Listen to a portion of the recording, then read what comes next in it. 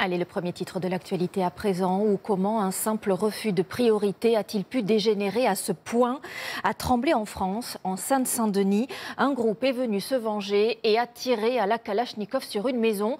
Une famille était à l'intérieur. Cette famille provoque la stupeur des habitants sur place ce matin. Maureen Bajac, Julien Bervillier et Corinne Chevreton. 15 impacts de balles sur la façade de cette maison, dans un quartier pavillonnaire, pourtant très calme. Samedi soir, 3 individus armés de Kalachnikov visent délibérément cette maison. À l'intérieur, un couple et leurs 2 enfants. Aucun n'est blessé. Alertée par les bruits, cette voisine se calfeutre chez elle.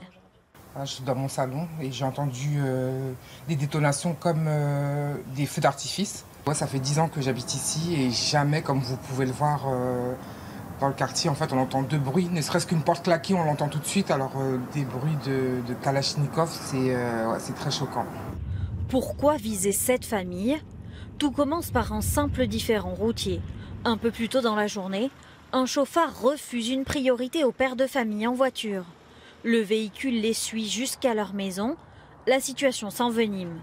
10 hommes cagoulés arrivent à leur tour avec un marteau et un bidon d'essence. Puis ils reviennent 2 heures plus tard, armés de Kalachnikov. 23 douilles ont été retrouvées au sol. La mère de famille est conseillère municipale. En état de choc, elle a été transportée à l'hôpital. Elle est traumatisée naturellement parce que c'est un vrai drame inadmissible qui s'est produit. Un homme a été interpellé, identifié par la famille et confondu grâce à sa plaque d'immatriculation filmée par la vidéosurveillance de la ville. Les enquêteurs cherchent désormais à localiser ses complices et les Kalachnikov utilisés. À cause de la libre circulation des armes sur le territoire, on en vient à avoir des différends qui finissent en faits divers. Avant, nous étions les cibles des armes de guerre et maintenant on se rend compte qu'elles sont utilisées dans beaucoup de différends. Le suspect pourrait être poursuivi pour tentative d'homicide volontaire.